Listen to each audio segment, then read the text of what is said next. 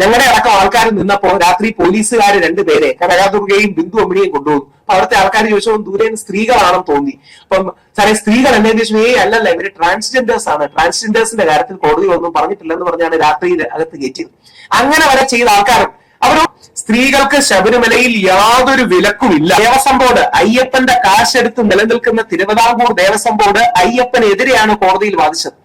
ശബരിമല ഹിന്ദു ക്ഷേത്രമാണോ എന്ന തർക്കം പോലും ഉണ്ടെന്ന് മുമ്പ് നമ്മുടെ മിനിസ്ട്രിയും ദേവസ്വം ബോർഡും കൊടുത്ത അഫിഡവിറ്റിലൊക്കെ ഉണ്ട്. ഈ സത്യം തിരിച്ചറിഞ്ഞ് ദേവസ്വം ബോർഡിന്റെ സത്യവാങ്മൂലം ശക്തമാക്കേണ്ട ആവശ്യമുണ്ട്. കേരള സർക്കാരിനോടും അഭ്യർത്ഥിക്കാനുള്ളത് കുറെ കൂടെ ശക്തമായ സത്യവാങ്മൂലം സമർപ്പിക്കണമെന്നാണ്.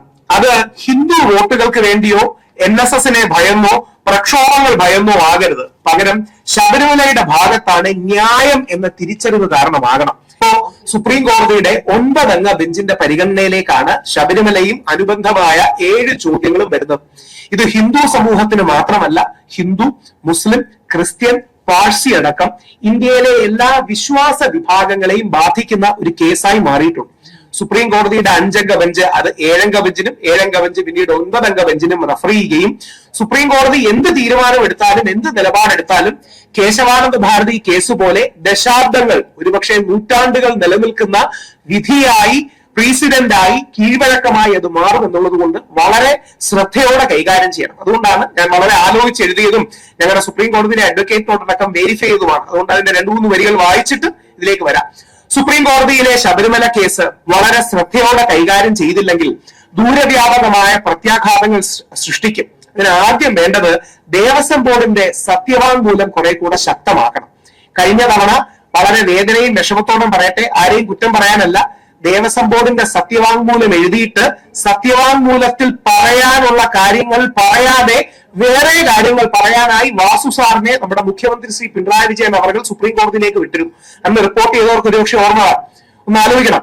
ദേവസ്വം ബോർഡ് അയ്യപ്പന്റെ കാശെടുത്ത് നിലനിൽക്കുന്ന തിരുവിതാംകൂർ ദേവസ്വം ബോർഡ് അയ്യപ്പനെതിരെയാണ് കോടതിയിൽ വാദിച്ചത്. ഇങ്ങനെ എവിടെയും തൊടാത്തൊരു അഫിഡവിറ്റ് കൊടുത്തു. എന്നിട്ട് വാസു സാറിനെ മുഖ്യമന്ത്രി വേറെ വിട്ട് അവിടുത്തെ അഡ്വക്കേറ്റിനെ കൊണ്ട് ജെൻഡർ ഇക്വാലിറ്റിയാണ് പ്രധാനമെന്ന് വാദിപ്പിച്ചു. ശബരിമലയിൽ വീഴുന്ന കാശെടുത്ത് ശബരിമലക്കെതിരെ വാദിച്ചതാണ് യഥാർത്ഥത്തിൽ സംഭവിച്ചത്. പോട്ടെ, പഴയ കാര്യങ്ങളാണ്, ഇത് പറയുന്നില്ല. ഇന്ത്യയിലെ സുപ്രീം കോടതിയുടെ 9 അംഗ ബെഞ്ച് ശബരിമല വിശ്വാസ സംബന്ധമായ കേസ് ഇന്ത്യയുടെ നീതിന്യായ ചരിത്രത്തിലെ നാഴികക്കല്ലായി മാറുമെന്ന കാര്യത്തിൽ സംശയമില്ല. ഹിന്ദു, മുസ്ലിം, ക്രിസ്ത്യൻ, പാഴ്സി അടക്കമുള്ള വിശ്വാസങ്ങൾക്കും ഈ വിധി ബാധകമാകും. കുറെ കൂടെ മൗലികമായി പറഞ്ഞാൽ ആർട്ടിക്കിൾ 25, 26 എന്ന ഫണ്ടമെന്റൽ റൈറ്റ്, ഇന്ത്യൻ ഭരണഘടന ഉറപ്പു നൽകുന്ന മൗലിക അവകാശത്തിന്റെ നിലനിൽപ്പ് ഈ വിധിയെ ആശ്രയിച്ചായിരിക്കും. അതായത് ഞങ്ങൾ വാദിക്കുന്ന എന്താ, ശബരിമലയിൽ അയ്യപ്പൻ ഒരു നൈഷ്ഠിക ബ്രഹ്മചാരിയാണ്. ഈ വിശ്വാസം കാത്തു സൂക്ഷിക്കാനുള്ള അവകാശം ഞങ്ങൾക്കുണ്ട്. അത് നൽകുന്നത് ആർട്ടിക്കിൾ 25. ഇതാണ് നമ്മൾ വാദിക്കുന്ന കാര്യം. ആ ആർട്ടിക്കിൾ 25ന്റെ നിലനിൽപ്പ് തന്നെ ആർട്ടിക്കിൾ 25 എന്ന ഫണ്ടമെന്റൽ റൈറ്റ് ടു ഫെയ്ത്ത്, അല്ലെങ്കിൽ ഈശ്വര വിശ്വാസം, മതവിശ്വാസം, ആത്മീയ വിശ്വാസം, എന്ത് പേര് വിളിച്ചാലും ആ ഫണ്ടമെന്റൽ റൈറ്റിന്റെ നിലനിൽപ്പ് തന്നെ ഈ കേസിനെ ബാധകമാക്കി, അല്ലെങ്കിൽ കേസിനെ അടിസ്ഥാനമായിരിക്കും നിൽക്കുന്നത്.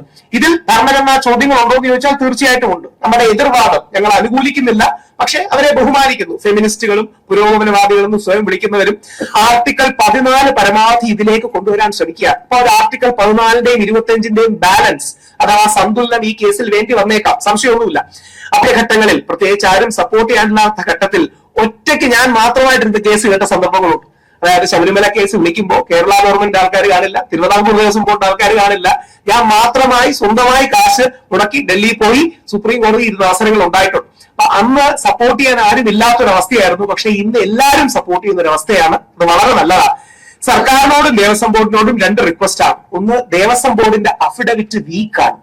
ദേവസ്വം ബോർഡിന്റെ അഫിഡവിറ്റ് ദുർബലമായ ഒരു അഫിഡവിറ്റ് ആണ് കൊടുത്തിരിക്കുന്നത്. ചില കാര്യങ്ങൾ പറഞ്ഞാൽ എന്താ പറയുക, പ്രകോപനവും ചലഞ്ചിങ്ങും ആവുന്നതുകൊണ്ട് ദേവസ്വം ബോർഡ് അഫിഡവിറ്റിൽ എഴുതിയിരിക്കുന്ന കാര്യമൊന്നും പറയുന്നില്ല. പക്ഷെ ദേവസ്വം ബോർഡിന്റെ അഫിഡവിറ്റ് വീക്കാണ്. ശബരിമല ഹിന്ദു ക്ഷേത്രമാണോ എന്ന തർക്കം പോലും ഉണ്ടെന്ന് മുമ്പ് നമ്മുടെ മിനിസ്ട്രിയും ദേവസ്വം ബോർഡും കൊടുത്ത അഫിഡവിറ്റിലൊക്കെ ഉണ്ട്. അതൊക്കെ വിവാദ വിഷയങ്ങളായതുകൊണ്ട് ഞാൻ പറയുന്നില്ല. പക്ഷെ ശബരിമല എന്ന ഹിന്ദു ക്ഷേത്രത്തിന്റെ, ബഹുസ്വരതയുടെ ക്ഷേത്രത്തിന്റെ, വാവരും വെളുത്തയും അടക്കം മുസ്ലിം ക്രിസ്ത്യൻ ജനവിഭാഗങ്ങളെ ഉൾക്കൊള്ളുന്ന ഹിന്ദു ക്ഷേത്രത്തിന്റെ അടിസ്ഥാന സ്വഭാവം നൈഷ്ഠിക ബ്രഹ്മചര്യമാണ്, എറ്റേണൽ സെലിബേറ്റ് ആണ് എന്ന വസ്തുത വളരെ ശക്തമായിട്ടുണ്ട്. ഈ സത്യം തിരിച്ചറിഞ്ഞ് ദേവസ്വം ബോർഡിന്റെ സത്യവാങ്മൂലം ശക്തമാക്കേണ്ട ആവശ്യമുണ്ട്. കേരള സർക്കാരിനോടും അഭ്യർത്ഥിക്കാനുള്ളത് കുറെ കൂടെ ശക്തമായ സത്യവാങ്മൂലം സമർപ്പിക്കണമെന്നാണ്. അത് ഹിന്ദു വോട്ടുകൾക്ക് വേണ്ടിയോ NSSനെ ഭയന്നോ പ്രക്ഷോഭങ്ങൾ ഭയന്നോ ആകരുത്. പകരം ശബരിമലയുടെ ഭാഗത്താണ് ന്യായം എന്ന തിരിച്ചറിവ് കാരണമാകണം. ഇത് പത്രക്കാരോട് ഞാൻ അഭ്യർത്ഥിക്കാനുള്ളത്, നിങ്ങൾ ഒരു നിമിഷം ഒന്ന് ആലോചിച്ച് നോക്കൂ. ശബരിമലയിൽ എവിടെയാണ് സ്ത്രീ വിവേചനം? ഓരോ വർഷവും 10,000-കണക്കിന് സ്ത്രീകളാണ്, ലക്ഷക്കണക്കിന് സ്ത്രീകളാണ് ശബരിമലയിൽ വരുന്നത്. ശബരിമലയിൽ എന്ത് സ്ത്രീ വിവേചനമുള്ളത്? ശബരിമലയിൽ ഉള്ളതൊരു പ്രായ നിയന്ത്രണമാണ്. അതിനോട് നിങ്ങൾക്ക് യോജിക്കാം, വിയോജിക്കാം. ഇപ്പൊ നിങ്ങൾ പുരോഗമനവാദിയാണ്, നിങ്ങൾ ലെഫ്റ്റിസ്റ്റ് ആണ്, അല്ലെങ്കിൽ ഫെമിനിസ്റ്റ് ആണെങ്കിൽ നിങ്ങൾക്ക് വിയോജിക്കാം, നമുക്ക് യാതൊരു എതിർപ്പുമില്ലത്. പക്ഷെ ശബരിമലയിൽ എവിടെയാണ് സ്ത്രീ വിവേചനം? ഈ പ്രക്ഷോഭത്തിൽ ആദ്യം അറസ്റ്റിലാകുന്നത് എന്റെ മുത്തശ്ശി ദേവകി അന്തർജനമാണ്. ശബരിമലയിൽ നിന്നാണ് അറസ്റ്റ് ചെയ്യുന്നത്. രണ്ടാമത് അറസ്റ്റിലാകുന്നത് എന്റെ അമ്മ മല്ലികാ നമ്പൂതിരിയാണ്. മൂന്നാമത് പ്രയാഗ് ഗോപാലകൃഷ്ണൻ സാറും, നാലാമത് ഞാനുമാണ്. മുത്തശ്ശി ജീവിച്ചിരിക്കുന്നില്ല, പ്രയാഗ് ഗോപാലകൃഷ്ണൻ സാർ ജീവിച്ചിരിപ്പില്ല. ഞങ്ങളെല്ലാം, ഞാൻ 3 തവണ ജയിലിൽ കിടന്നു, 10-20 ദിവസം ജയിലിൽ കിടന്നതാണ്. ഞങ്ങൾ ജയിലിലും പട്ടിണി കിടന്നതാണ്, നിരാഹാരം കിടന്നതാണ്. ഇതിന്റെ വിഷയം എന്ന് പറഞ്ഞാൽ അർത്ഥസത്യങ്ങൾ പറഞ്ഞ് ഒരു ക്ഷേത്രത്തെ, വിശ്വാസത്തെ കേസ് തോപ്പിക്കാൻ ചില ആൾക്കാർ ശ്രമിച്ചു എന്നുള്ളതാണ് ഇതിന്റെ സത്യം. ഒന്ന് ആലോചിച്ച് നോക്കുക. ശബരിമലയിൽ 10,000-കണക്കിന് ലക്ഷക്കണക്കിന് സ്ത്രീകൾ വരുമ്പോ സ്ത്രീ വിവേചനമുണ്ട് എന്ന് പറഞ്ഞാണ് കേസ് നിൽക്കുന്നത്. നേരെ തിരിച്ച് ശബരിമലയിലെ പ്രായ വിവേചനം എന്നാണ് ഈ കേസ് വിളിക്കുന്നെങ്കിൽ കേസ് തീർന്നു.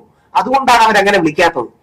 ശബരിമലയിൽ ഒരു പ്രായ വിവേചനം, അതായത് പ്രായത്തിന്റെ വ്യത്യാസം, 10 മുതൽ 50 വയസ്സ് വരെയുള്ള യൗവനയുക്തകളായ സ്ത്രീകൾ കയറാൻ പാടില്ല.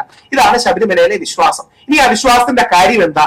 നൈഷ്ഠിക ബ്രഹ്മചാരിയാണ് അയ്യപ്പൻ എന്ന വിശ്വാസമാണ്. ഇത് വിശ്വസിക്കാതിരിക്കാനുള്ള എല്ലാ അവകാശവും നമ്മുടെ നാട്ടിലെ ആൾക്കാർക്കുണ്ട്.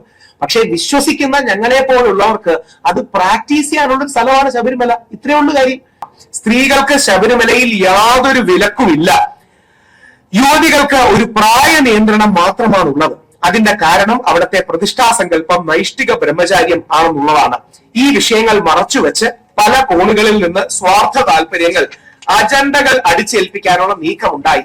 അതാണ് 2018, 2019 ശബരിമല മഹാപ്രക്ഷോഭമായി മാറിയത്. ഇന്ത്യയിലെ 12 സംസ്ഥാനങ്ങളിൽ 6ഓളം രാജ്യങ്ങളിൽ വിശ്വാസ പ്രക്ഷോഭങ്ങൾ, നാമജപ ഘോഷയാത്രകൾ നടന്നു. ഹിന്ദു വിശ്വാസികൾക്ക് വലിയ പിന്തുണയാണ് മുസ്ലിം, ക്രിസ്ത്യൻ സഹോദര സമുദായങ്ങളിൽ നിന്ന് കിട്ടിയത്. അന്നും ഇന്നും എന്നത്തെയും നിലപാട് അയ്യപ്പ വിശ്വാസികളായ ഞങ്ങളുടെ നെഞ്ചിൽ ചവിട്ടി മാത്രമേ ശബരിമലയിൽ യുവതികൾ കയറൂ എന്നുള്ളതാണ്. അത് ഇന്നലത്തെയും ഇന്നത്തെയും നാളത്തെയും നിലപാടാണ്. ഇല്ലെങ്കിൽ രാത്രി ഇരുട്ടിന്റെ മറവിൽ ട്രാൻസ്ജെൻഡേഴ്സ് ആണെന്ന് പറഞ്ഞ് ഒളിച്ചു കടത്തുകയാണെങ്കിൽ ശരിയാണ്. അങ്ങനെ പറ്റിക്കാനും പുറകിൽ നിന്ന് കുത്താനും ആണെങ്കിൽ സംശയമൊന്നുമില്ല, അത് തീർച്ചയായിട്ടും ഗവൺമെന്റ് ചെയ്യാൻ കഴിയും. ഞങ്ങളടക്കം ശബരിമലയ്ക്ക് 62 ദിവസം കാവലിൽ നിന്നതാണ്. ഞങ്ങളുടെ അടക്കം ആൾക്കാർ നിന്നപ്പോ രാത്രി പോലീസുകാർ 2 പേരെ കനകാദുർഗയും ബിന്ദു അമ്മിണിയും കൊണ്ടുപോകും. അപ്പൊ അവിടുത്തെ ആൾക്കാർ ചോദിച്ചപ്പോൾ ദൂരെ സ്ത്രീകളാണെന്ന് തോന്നി. അപ്പം സാറേ സ്ത്രീകൾ എന്നെ ചോദിച്ചു, അല്ലല്ല ഇവര് ട്രാൻസ്ജെൻഡേഴ്സ് ആണ്, ട്രാൻസ്ജെൻഡേഴ്സിന്റെ കാര്യത്തിൽ കോടതി ഒന്നും പറഞ്ഞിട്ടില്ലെന്ന് പറഞ്ഞാണ് രാത്രിയിൽ അകത്ത് കയറ്റിയത്. അങ്ങനെ വരെ ചെയ്ത ആൾക്കാരും അവരോടും ദേഷ്യമൊന്നുമില്ല. ഇപ്പോഴത്തെ DIG ആയ ഹരിശങ്കർ സാറാണ് ചെയ്തതെന്നാണ് പറയപ്പെടുന്നത്. നമ്മുടെ ശങ്കർദാസ് സാറിന്റെ മകനാണ് ചെയ്തതെന്നാണ് പറയപ്പെടുന്നത്. അദ്ദേഹത്തോടും ദേഷ്യമൊന്നുമില്ല. ശങ്കർദാസ് സാറിനെ അറസ്റ്റ് ചെയ്തതെന്നാണ് ഞാൻ ഉറപ്പം എല്ലാവരുടെയും അഭിപ്രായം. ഇത്രയും പ്രായമായ മനുഷ്യനാണ്. നമ്മൾ ആരോടും പ്രതികാരം വെച്ച് ചെയ്യുന്നതല്ല. പക്ഷെ വിശ്വാസികളെ മനഃപൂർവ്വം ദ്രോഹിക്കാനുള്ള നിലപാടുകൾ അന്ന് എടുത്തിരുന്നു എന്നുള്ളത് സത്യമാണ്. CPM-ന് അതിന് രാഷ്ട്രീയപരമായ തിരിച്ചടി കിട്ടിയോണ്ടായിരിക്കണം CPM മാറിയത്. ഇന്ന് മാറ്റമില്ലാത്തത് മാറ്റത്തിന് മാത്രമാണെന്നൊക്കെ പറയുന്നത് സ്വാഗതാർഹമാണ്. പറഞ്ഞ് അവസാനിപ്പിക്കുമ്പോ ഏത് നിലപാടിലേക്ക് വരണമെന്നും കൂടെ പറഞ്ഞ് അവസാനിപ്പിക്കാം. ശ്രീ കടകംപള്ളി സുരേന്ദ്രൻ എടുത്ത നിലപാടിലേക്ക് എത്തിയാൽ മതി. ശ്രീ കടകംപള്ളി CPM-ന്റെ മുതിർന്ന നേതാവാണ്. കടകംപള്ളി സുരേന്ദ്രൻ ഈ വിഷയം നടക്കുമ്പോൾ ദേവസ്വം മന്ത്രിയാണ്. ശ്രീ കടകംപള്ളി സുരേന്ദ്രൻ നല്ല സഖാവ്, നല്ല കമ്മ്യൂണിസ്റ്റുകാരനുമാണ്. ശ്രീ കടകംപള്ളി സുരേന്ദ്രൻ പറയുന്നത് ശബരിമലയിലെ സുപ്രീം കോടതി വിധിന്യായം തെറ്റാണ് എന്നാണ്. ഇത് കഴിഞ്ഞ അധ്യായമല്ല, അടഞ്ഞധ്യായമാണെന്നാണ്. ഇത് രാഹുൽ ഈശ്വർ എന്ന വിശ്വാസി പറയുന്ന കാര്യമല്ല. CPM-ന്റെ മുതിർന്ന നേതാവായ ശ്രീ കടകംപള്ളിയും ഇന്നലെ BJP-യുടെ ശ്രീപത്മനാഭൻജിയും ഒരു ചാനലിൽ ഇരുന്ന് പറയുന്നുണ്ടായിരുന്നു. എന്ത് ചെയ്യാൻ പറ്റും? സുപ്രീം കോടതിയുടെ വിധിന്യായം തെറ്റായിരുന്നു. സുപ്രീം കോടതി ജഡ്ജിമാരെ വിമർശിക്കണമെന്നൊന്നും ആരും പറയുന്നില്ല. പക്ഷെ സുപ്രീം കോടതിയുടെ വിധിന്യായം തെറ്റാണെന്ന് പറയാനുള്ള സ്വാതന്ത്ര്യം നമ്മുടെ ഇന്ത്യൻ ഭരണഘടന നമുക്ക് നൽകുന്നുണ്ട്. അതായത് ഒരു കോടതിയുടെ വിധിന്യായം തെറ്റാണെന്ന് പറയാനും ഈ വിധിന്യായത്തിന് അപ്പീൽ ചെയ്യാനുമുള്ള അവകാശം ഇന്ത്യൻ നീതിന്യായ വ്യവസ്ഥയും കോടതികളും സുപ്രീം കോടതിയും ഭരണഘടനയും നമുക്ക് നൽകുന്നു. ഇനിയെങ്കിലും CPM സർക്കാർ, പ്രത്യേകിച്ച് മന്ത്രി രാജീവ് അദ്ദേഹം അടക്കമുള്ളവർ, നമ്മുടെ മുഖ്യമന്ത്രി ശബരിമലയിലെ വിധിന്യായം, സുപ്രീം കോടതിയുടെ വിധി തെറ്റായിരുന്നു എന്ന് ശ്രീ കടകംപള്ളിയും ബാക്കിയുള്ള ആൾക്കാരും പറയുന്ന നിലപാടിലേക്ക് എത്തണം. അനുബന്ധമായി സത്യവാങ്മൂലം മാറ്റിക്കൊടുക്കണം. വിശ്വാസികളുടെ സെന്റിമെന്റ്സിനെ ഹേർട്ട് ചെയ്യാതിരിക്കാൻ വേണ്ടി മാത്രമല്ല നിങ്ങൾ ഞങ്ങളെ സപ്പോർട്ട് ചെയ്യേണ്ടത്.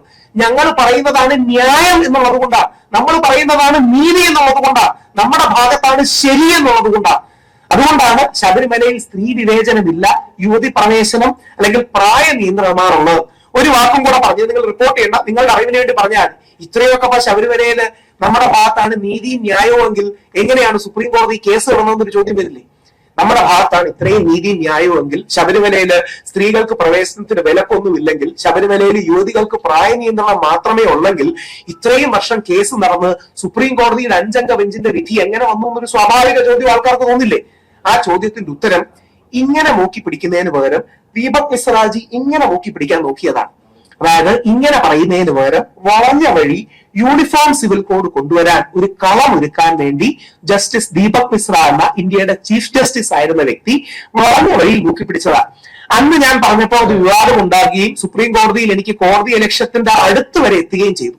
പക്ഷെ നിങ്ങൾ ഓർക്കണം, ഇന്ത്യയുടെ നീതിന്യായ സംവിധാനത്തിൽ ആദ്യമായി ഇംപീച്ച്മെന്റ് നേരിട്ട ചീഫ് ജസ്റ്റിസ് ആണ് ജസ്റ്റിസ് ദീപക് മിശ്ര. ഇന്ത്യയുടെ നീതിന്യായ സംവിധാനത്തിൽ നമ്മുടെ സുപ്രീം കോടതിയുടെ ചരിത്രത്തിൽ ആദ്യമായിട്ടും the only chief justice to face impeachment proceedings. അപ്പോ എത്രമാത്രം ഗൗരവമാണെന്ന് ആലോചിച്ച് നോക്കണം. ഇന്ത്യയുടെ സുപ്രീം കോടതിയിലെ ചീഫ് ജസ്റ്റിസിനെ ഇംപീച്ച് ചെയ്യാൻ 71 MP-മാർ കൊടുക്കുകയും അവസാനം ഉപരാഷ്ട്രപതി ഇടപെട്ട് അദ്ദേഹത്തെ രക്ഷിച്ചെടുത്തു എന്നുള്ള മറ്റൊരു വിഷയം. അപ്പോ ആ വ്യക്തി ചില താല്പര്യങ്ങൾക്ക് വേണ്ടിയിട്ടോ അല്ലെങ്കിൽ മറ്റു ചില ഉദ്ദേശങ്ങൾ വെച്ചോ യൂണിഫോം സിവിൽ കോഡ് നടപ്പാക്കാനോ വളഞ്ഞ വഴി ചെയ്യുക രാഹുൽ ഈശ്വറിനെ വിശ്വസിക്കേണ്ട. ജസ്റ്റിസ് കുര്യൻ ജോസഫ് ഇത് ഒരു പ്രമുഖ ചാനലിൽ ഇത്രയും പച്ചക്കല്ല പക്ഷേ വളരെ ഭംഗിയായിട്ട് പറയുന്നുണ്ട്. ജസ്റ്റിസ് കുര്യൻ ജോസഫ് എന്ന മലയാളിയായ സുപ്രീം കോടതി ജഡ്ജി ഈ ബെഞ്ചിലുണ്ടായിരുന്നു. അദ്ദേഹത്തെ കേസിന്റെ പകുതിയിൽ മാറ്റിയതാണ്.